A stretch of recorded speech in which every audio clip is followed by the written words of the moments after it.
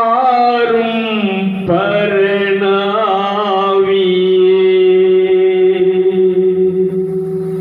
தாரும் உந்தன் கிருபைகளை அடியார் நெஞ்சம் அனல் கொண்டேயே அன்பரே உம்மை அண்டி வந்து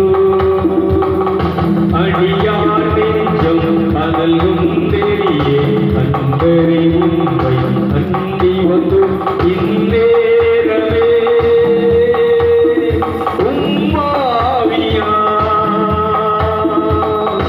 அடியார் நெஞ்சம் நிரப்பிடுமே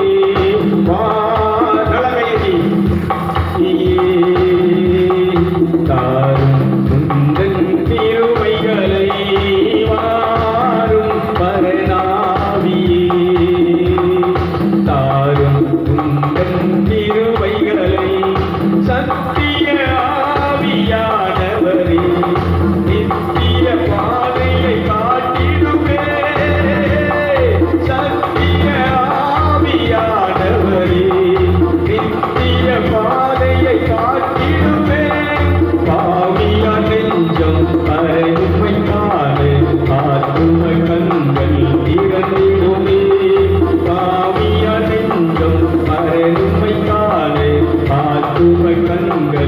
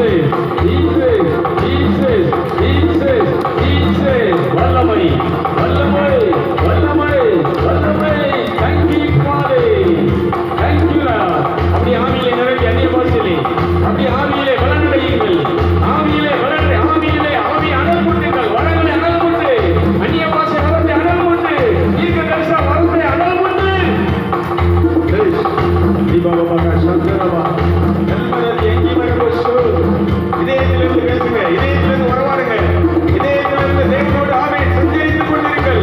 நீங்கள் ஆவியிலே சஞ்சரியுங்கள். ஆவியானவர் உங்களோடு சஞ்சரித்துக் கொண்டிருக்கிறார். பரவசப்பட்டு பேசுகிறவன் தேவனோடு பேசுகிறான், ரகசியங்களை பேசுகிறான், ஆவியிலே பேசுகிறான், தேவனோடு பேசுகிறான்.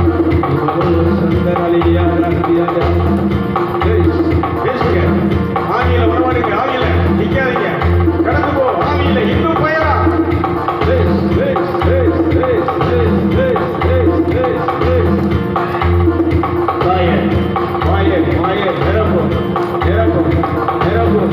நீ பரிசுத்தராய் இருப்பது போல எங்களை நீ பரிசுத்தராய்க்கிறீர். ஆவியின் சிந்தையினாலே நிரப்புகிறீர், ஆவியிலே நிரப்புகிறீர்.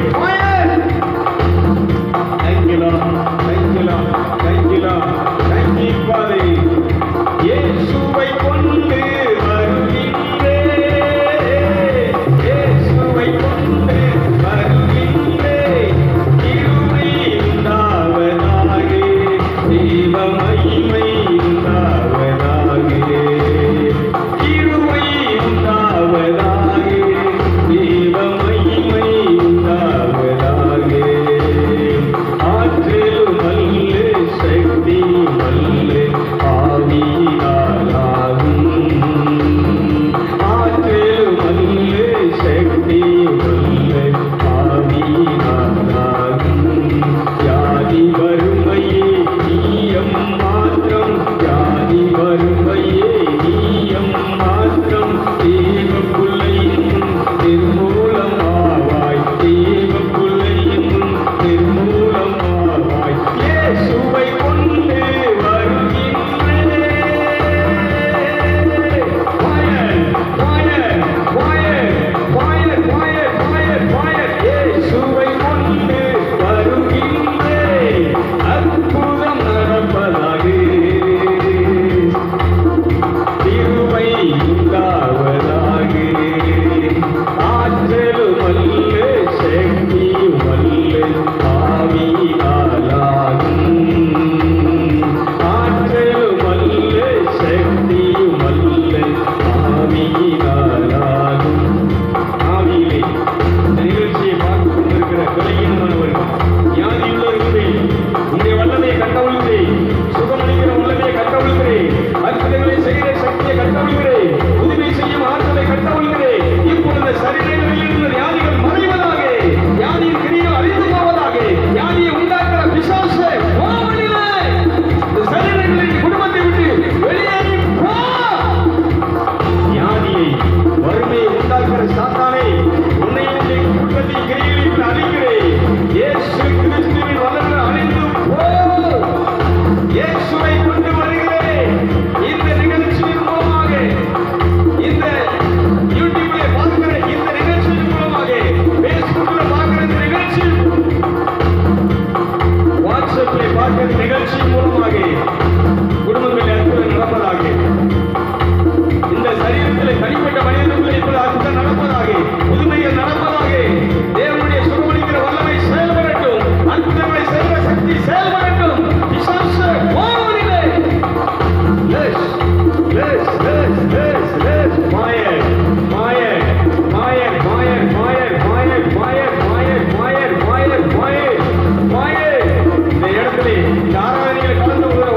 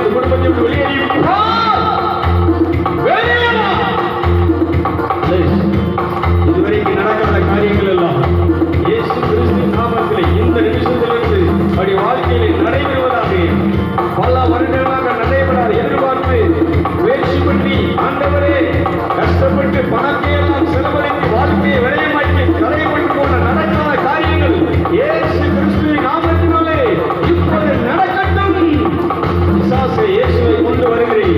இந்த காரியத்தை நடக்கும்படி இயேசுவை கொண்டு வருகிறேன். அக்கினியை கொண்டு வருகிறேன். பரிசுத்த நெருப்பை கொண்டு வருகிறேன். பரிசுத்த ஆவியை கொண்டு வருகிறேன். Fire! Fire! Fire! Fire! Fire! Fire! Fire! Fire!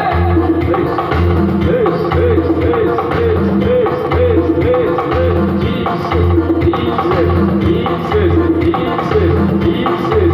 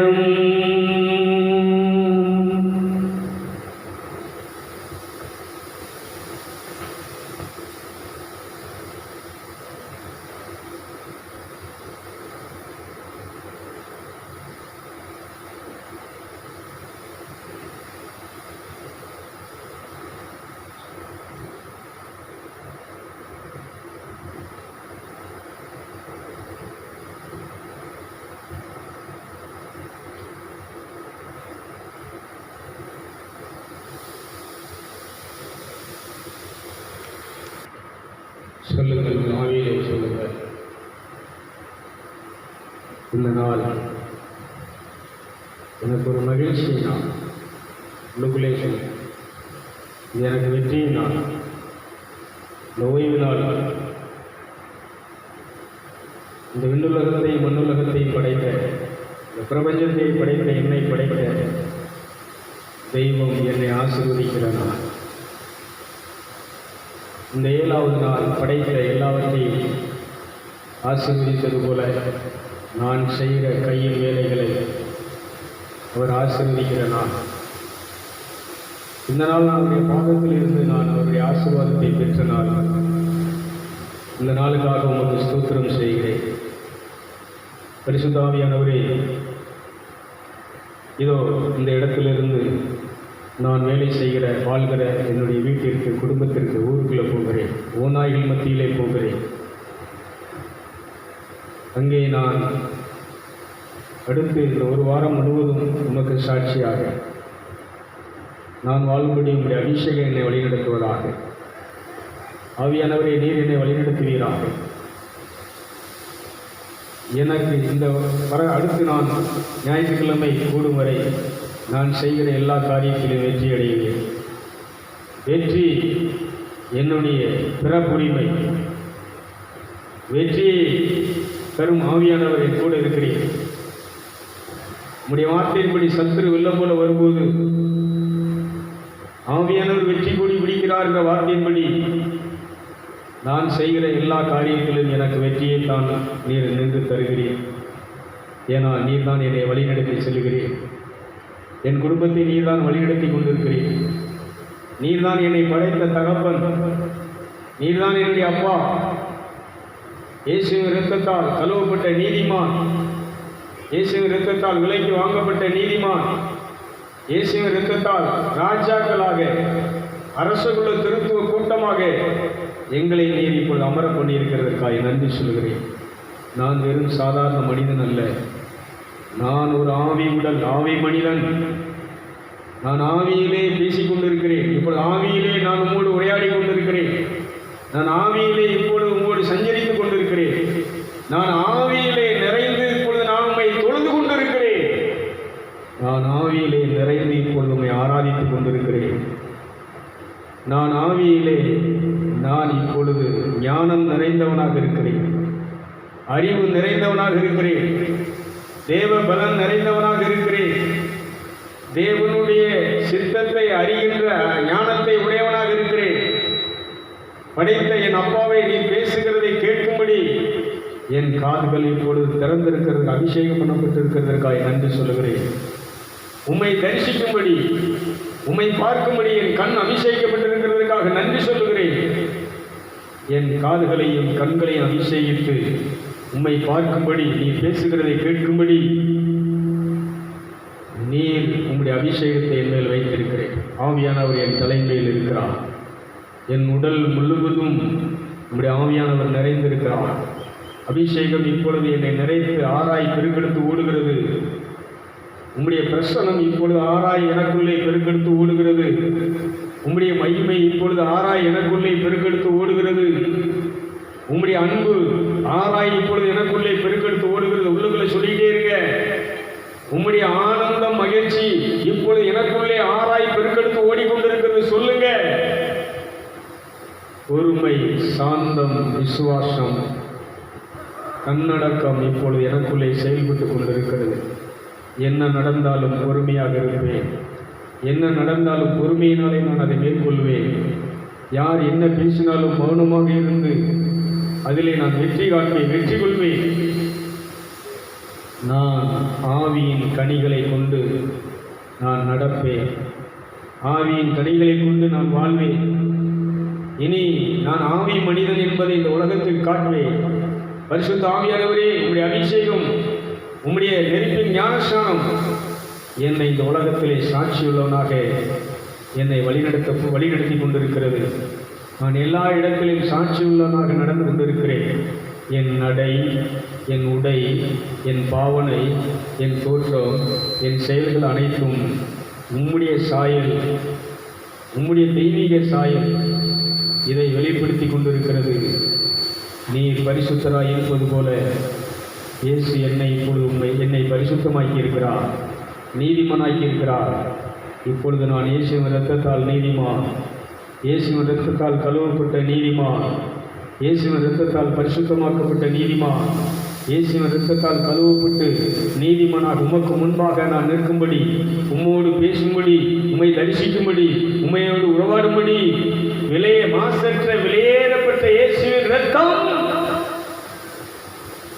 எனக்குள்ளே செயலாற்றி கொண்டிருக்கிறது, எனக்குள்ளே கிரியை செய்து கொண்டிருக்கிறது. சொல்லுங்க, மாசற்ற இயேசு கிறிஸ்துவின் இரத்தம் எனக்குள்ளே இப்பொழுது பலமாய் செயலாற்றி கொண்டிருக்கிறது.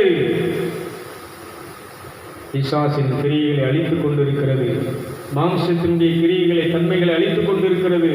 என்னை ஆவிக்குரியவனாக இப்பொழுது வளர்த்து கொண்டிருக்கிறது, ஆவிக்குரியவனாக இப்பொழுது என்னை செயலாற்ற செய்து கொண்டிருக்கிறது.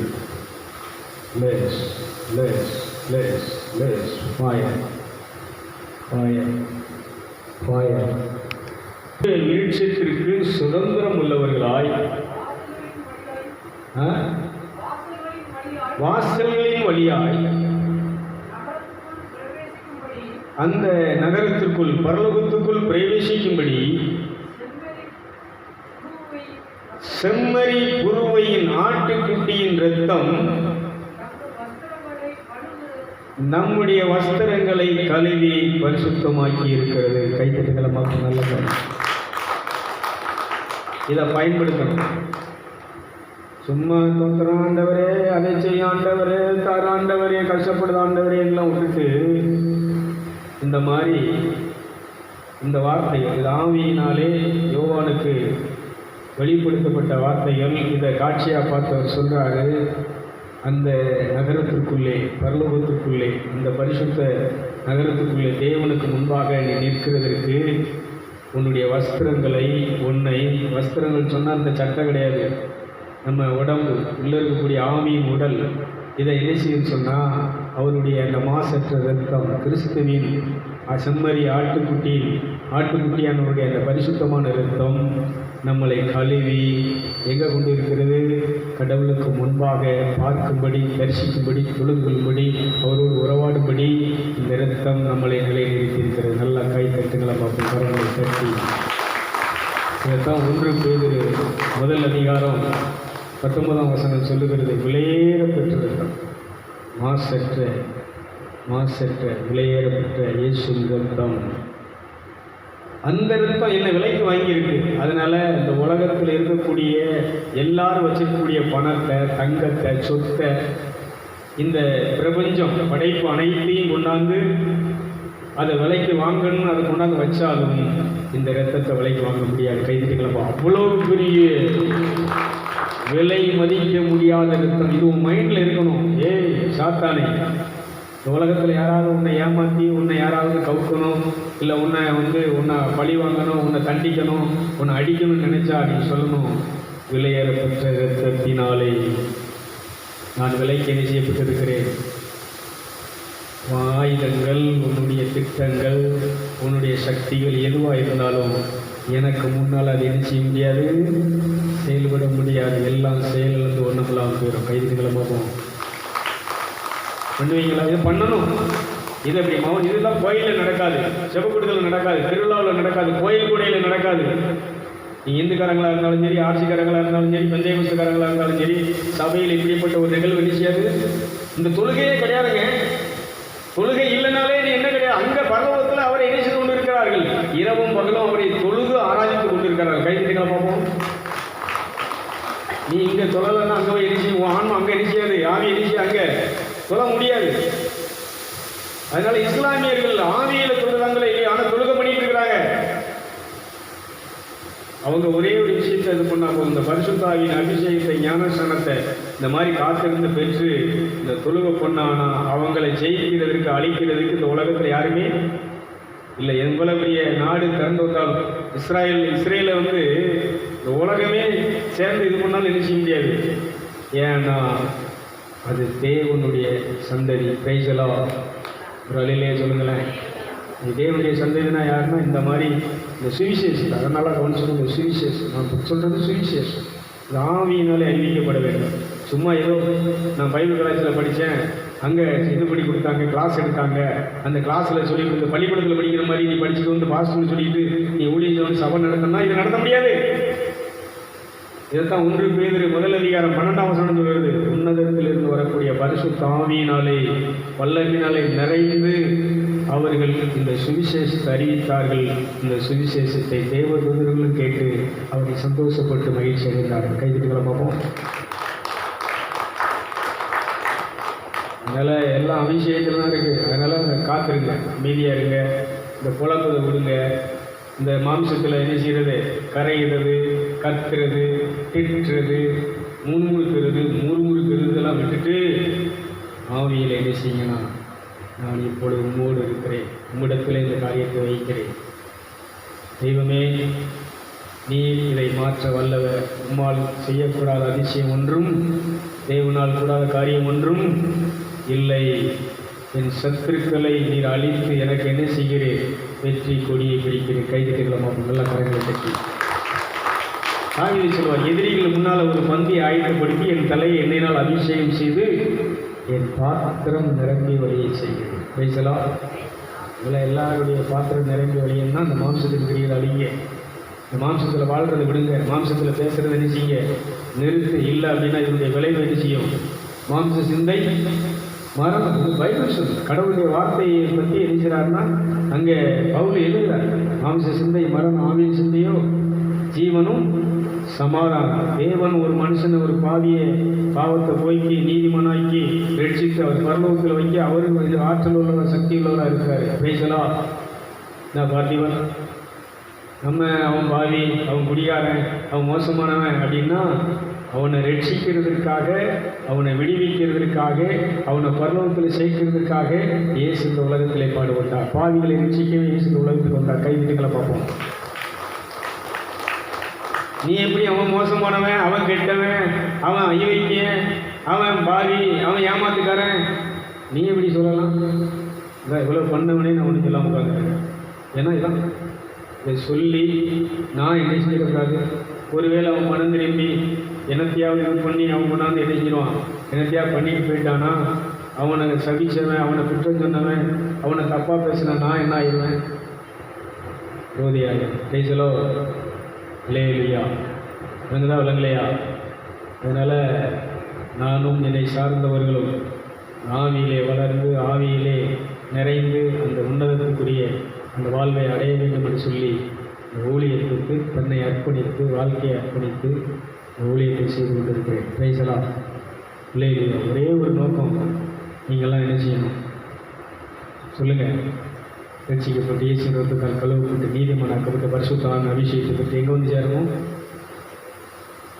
இல்லை எனக்கு வேறு என்ன லாபம் இருக்குங்க? சொல்லலா, இந்த கரண்டுக்குள்ள கெட்டதுக்கு என்ன கிடையாது. நான் ஒரு டீ கடையில் போய் டீ குடிச்சேன்னா அவனுக்கு 10 ரூபாய் டிப்ஸ் கொடுப்பேன்.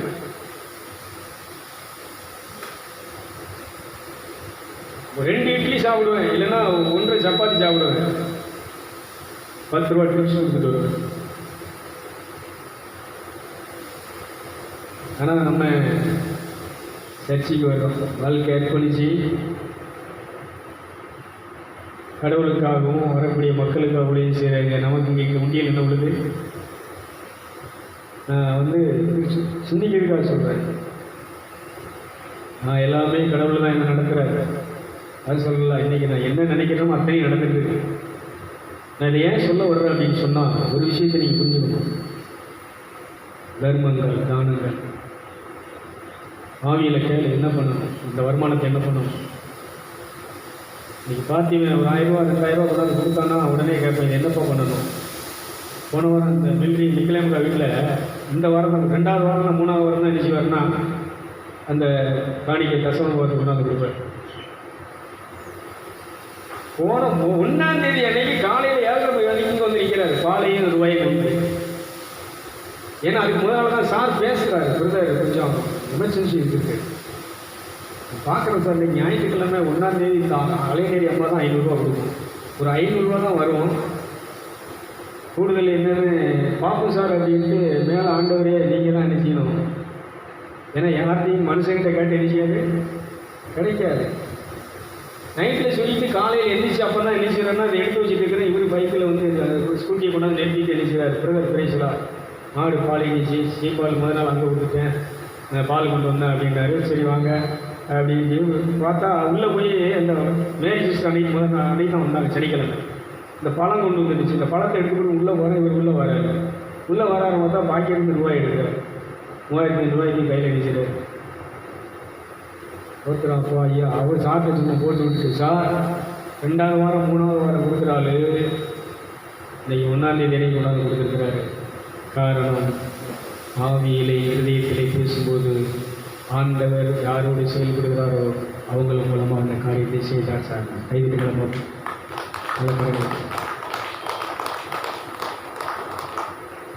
நான் எதுக்கு சொல்கிறேன்னா, வருமானம் வரும், எதுக்கு செலவு, இது எதுக்கு கொடுக்குறீங்க, நான் என்ன பண்ணணும்னு கேட்டு செஞ்சு பாருங்கள். அதில் புண்ணியம் இருக்கும், தர்மம் இருக்கும், அதில் உங்களுக்கு ரெட்டிப்பான ஆசீர்வாதம் இருக்கும். இதெல்லாம் இல்லையா நான் சொல்லலாம். எனக்கு நீங்கள் 100 ரூபா கொடுத்தாலும் உடனே அதை என்ன செஞ்சு வரணும், போய் காலி பண்ணுறது, எங்கேயாவது போய் செலவு பண்ணுறோம். அதை சொல்லலாம். டிப்ஸு, டீ கடையில் ஒரு டீ குடித்தா கூட 10 ரூபா டிப்ஸ் கொடுப்பேன். காப்பி 15 ரூபா காப்பி, 20 ரூபா காப்பி, 10 ரூபா டிப்ஸு, 30 ரூபா அவங்க காப்பி டிப்ஸ் வருது. ஒரு தோசை 60 ரூபா. அதில் இன்னொரு ஆள் ஹேண்டிகேப்ட் ஒருத்தர் என்ன செய்வார்னா, இந்த டம்ளர் துடைச்சிட்டு இந்த எச்சல் அந்த பாத்திரத்தை எடுப்பார், அவருக்கு 10 ரூபா. அவர் பாத்திரம் துடைச்சி எடுக்கிறதுக்கு அவருக்கு 10 ரூபா. நான் ஏன் சொல்கிறேன்னு சொன்னால், கொடுத்து பாருங்க, அந்த உள்ளத்தில் வரக்கூடிய சந்தோஷம் ஆயிடுச்சு. இன்னொன்று இறைச்ச கிணறு ஓடிட்டே நான் கொடுக்க எனக்கு என்ன செஞ்சுருக்குன்னா ஆண்டவர் கொடுத்துட்டே இருக்கிறாரு. இதுவரைக்கும் எனக்குன்னு என்ன செய்ய கிடையாது, எதையும் வச்சதும் கிடையாது, எதையும் எடுத்தது கிடையாது. சூப்பராக வச்சுருக்கிறார், நிறைவாக வச்சுருக்கிறார், நிம்மதியாக வச்சுருக்கிறார். கடல் பிறந்து காணிக்க சொல்லியிருக்கிறார். இந்த ஆராய்ச்சி பேசலாம்.